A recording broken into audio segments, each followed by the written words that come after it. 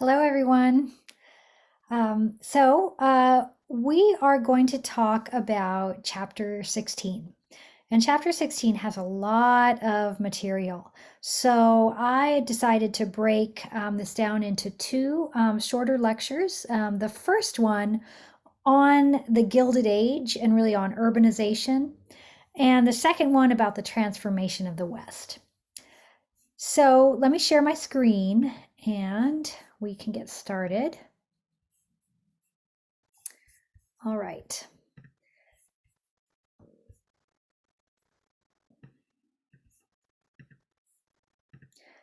So I wanted to start with this image because this illustration, which was created, as you can see at the bottom there, in about 1869 or so, um, are two very different representations of New York City.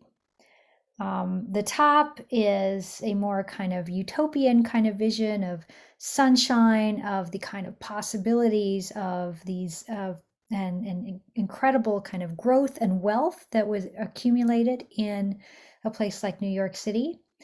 And the bottom one, the shadow, are of all of the various social problems which were kind of getting exacerbated at the same time. New York City, just like all other American cities in the late 19th century. So this is about approximately between 1870 and 1890. These were places that, on the one hand, had kind of spectacular resources and growth, but also had exacerbating social issues and were places of great poverty and distress. And you can see, some of the things that made cities seem these sort of utopian spaces, these sort of ideal spaces or good spaces, were that you had a lot of migration to cities. More and more people were living in cities. There were more opportunities for work in cities. Um, and the kind of work you could get paid better in cities than they did in the country. So that's why people who worked on farms were migrating there.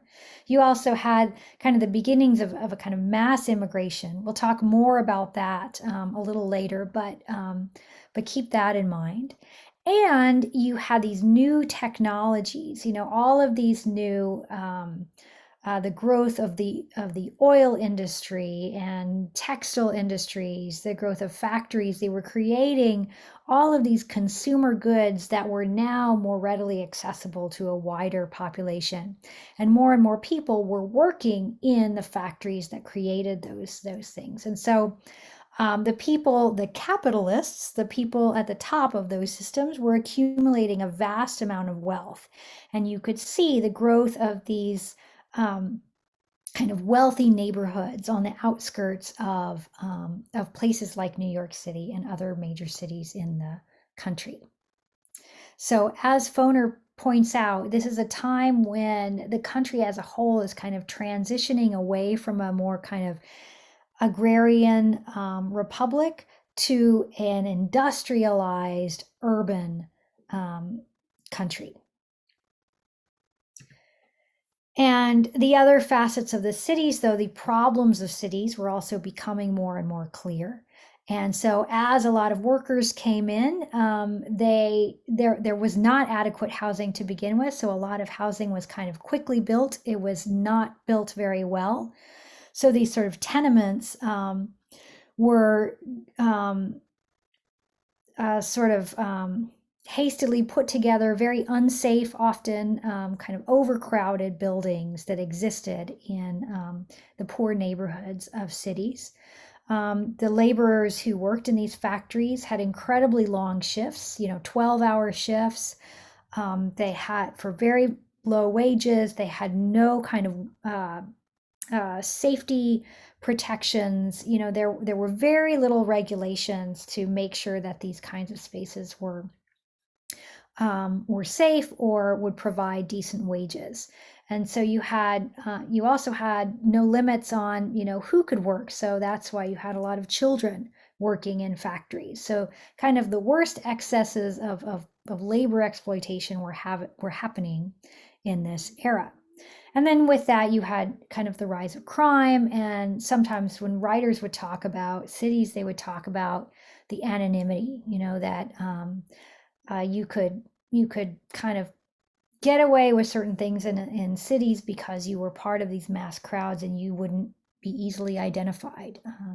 And so that created a lot of fear for some Americans at the time. So keep that in mind, this kind of dual perception of the city as a way of talking about the kind of dual reality of the Gilded Age overall. And this is what Foner talks about quite a bit. The Gilded Age is a time of great kind of quick, explosive kind of growth, and also these enormous sort of depressions, economic depressions. And so you've got this kind of boom and bust that makes things really unstable. But the growth is pretty phenomenal. And so this is when the US surpasses the European powers of Great Britain and Germany and France in their industrial capacity. At the same time, the role of government was seen as, on the one hand, giving a lot of support for big business. So railroad companies would get big land grants. Capitalists would get, generous loans and tax breaks as an incentive to continue to build those factories. On the other hand, workers weren't really given any kind of protections. So that kind of laissez-faire idea of government, where the government stays away from regulating anything related to labor. You have the expansion of the railroad, and you had the concentration of these industries of steel, oil, sugar, meat packing, and the Foner in it talks about, some of these what were later called kind of robber barons, these industrialists who just became incredibly wealthy, and they also kind of created these sort of monopolies. So there was a kind of reduction in competition, and so they were able to kind of determine the working conditions and the kind of economic conditions of the Gilded Age with very little kind of check on their power.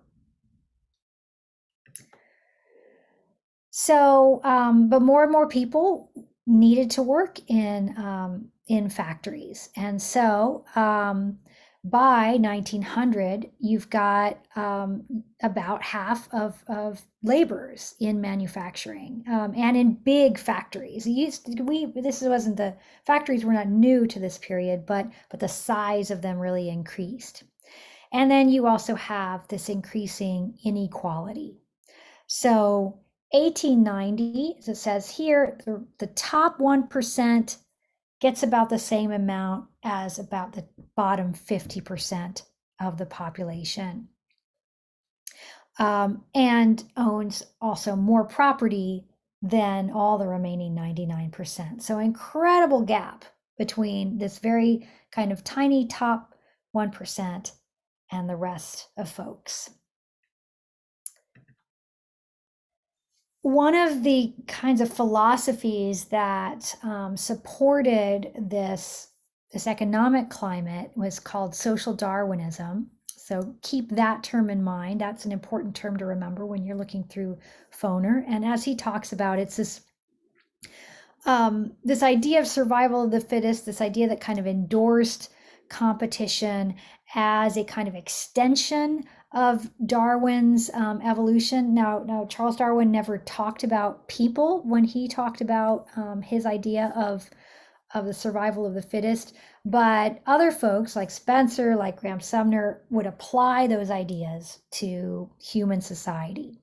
And they said any kind of government interference was a way of would ultimately be bad for society, because human society should kind of work it out, these sort of weak elements naturally, just as in the kind of natural system. That's what their idea was. And that if people struggle and if they are poor, it is essentially their fault, that they're either morally incapable, they don't have good character, they have a kind of weaknesses that should be weeded out. It's a pretty harsh view. Um, Many think today, but it was widely endorsed by particularly a lot of the people who were benefiting the most from this, from kind of the Gilded Age wealth.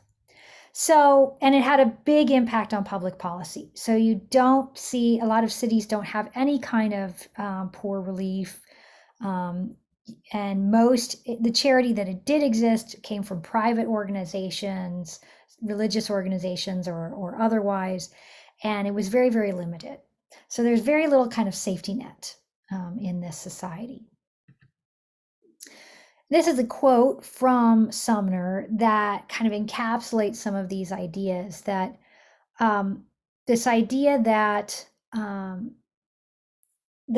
this is, as it says, the doctrine of liberty. That individuals should be kind of free to be happy in their own way, and that government is simply a kind of intrusion on individual freedom. And if people are allowed to kind of make their own way without government interference, then you'll have the so-called kind of best fit folks doing the best and the others not doing so well. And ultimately that's how we're going to become a kind of stronger human society. That was essentially his argument. The other thing to keep in mind from the Foner chapter is, he has a really great discussion of what this means in terms of changing concepts of freedom. So it says that here freedom is really becomes defined as freedom of a contract. So the absence of restraint on individuals. And so any kind of effort to reform working conditions would kind of inhibit freedom. And the place to be free was the market. So a lot of even the ideas today we have about the kind of talk about the ideals of the free market, a lot of it really kind of comes from this historical era when that was really celebrated.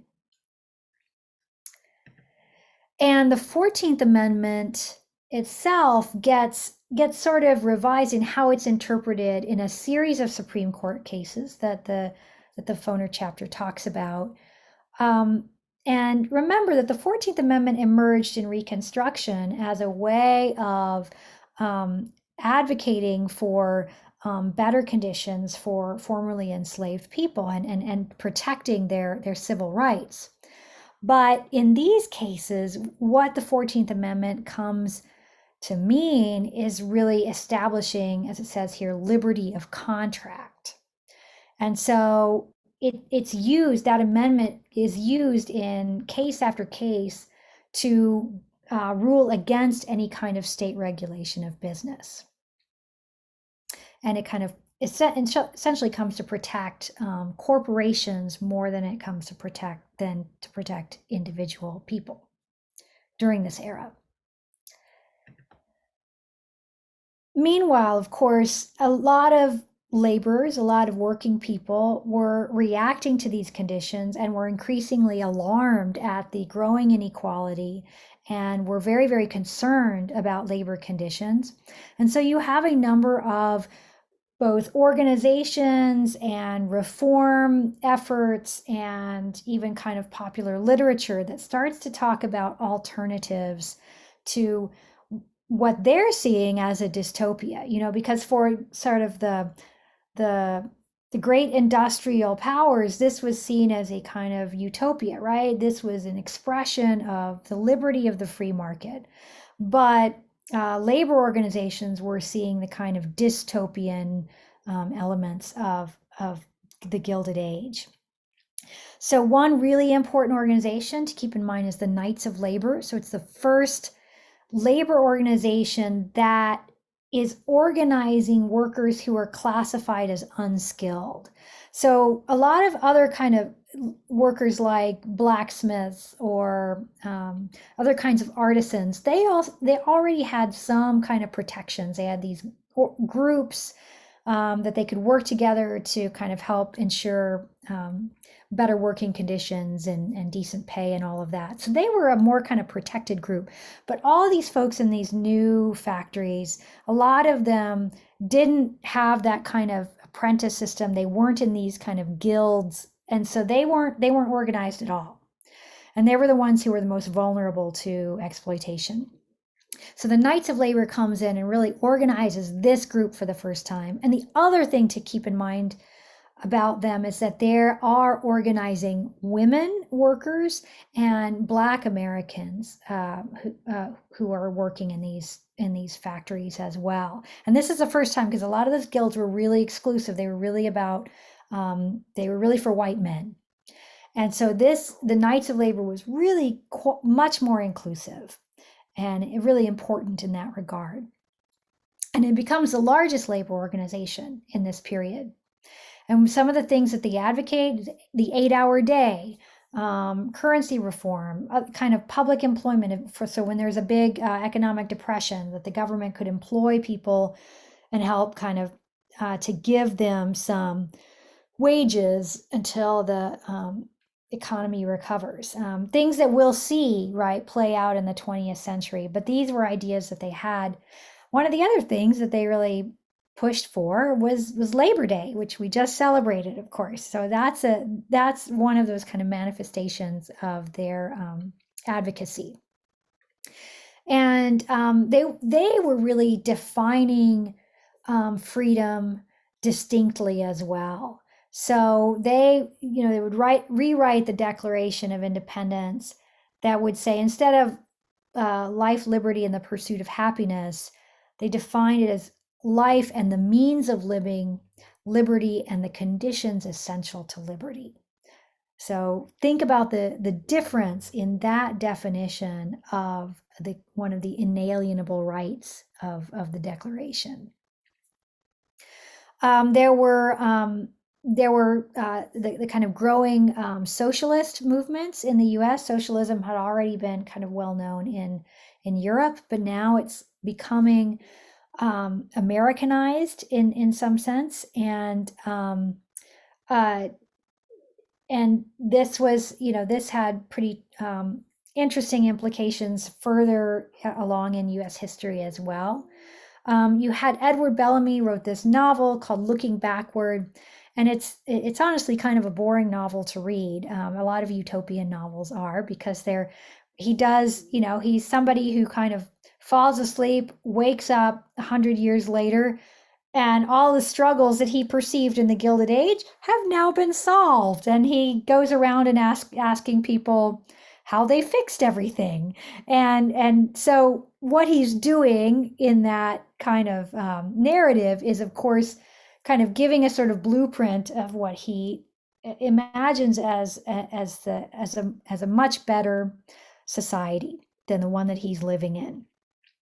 And it's one where there is a more even distribution of wealth. That's the most important difference between what Bellamy imagined as a utopia and what he was seeing while he was living during this era. And a lot of religious organizations became involved in the social gospel movement, and that's another expression of kind of this increasing effort to reform. And of course, in the chapter that these are discussed in much more detail, but these are kind of the main things to remember about the ways that people were advocating for the rights of laborers and for more reform of working conditions. Another key event to remember is the Haymarket Affair. So this was, you had a labor strike, the police killed 4 of the strikers, and then when they had a rally to protest those killings, somebody threw a bomb and a police officer was killed. The crackdown after that was pretty severe. So the police raided the offices of labor groups, and a lot of employers took this opportunity to say, look, the labor movement is inherently violent, it's un-American, and they charged 8 people in the bombing, and And several of those people were hanged. The phoner talks in more detail about what happens to all of those individuals, but the case overall was really pretty flimsy evidence, and much later was kind of challenged. And there have been efforts to sort of restore, at least symbolically, restore the innocence of those individuals who were charged. Um, but it was one of those events that really unfortunately kind of led to the demise of the Knights of Labor and other kind of labor movements, because then they're sort of tainted with this kind of fear of violence. And then the last thing I wanted to show you, just as a comparison, is, a number of people have talked about, well, are we living in a new Gilded Age? When we look at the levels of inequality in our society, are we um, facing the same kind of struggles as Americans were in the Gilded Age? And there's a lot of evidence to say that yes, there are a lot of similarities. You have, most notably, this huge gap between kind of wealth accumulation of, not, notice here on this chart, it's not the top 1%, it's the top 0.01%. So that group in particular has seen, as you can see here, over 400% increase in their income since 1980. Meanwhile, the rest of us are kind of staying the same. You don't see, and of course the bottom 50% hasn't seen any kind of significant income growth. So once again, we have this issue that started in the late 20th century and is extending into this early 21st century of a widening gap between the very, very wealthy and really everybody else. And so that is why some of the struggles that are talked about in this chapter of the Gilded Age may sound very familiar to you. The struggles of having adequate working conditions, having struggles over the minimum wage, struggles over what kind of working conditions, and how does the government regulate corporations to protect workers. These are the same conversations that we're having today. And so that's what I'll conclude for this part. And then in the second lecture to come, I will talk about the transformation of the West.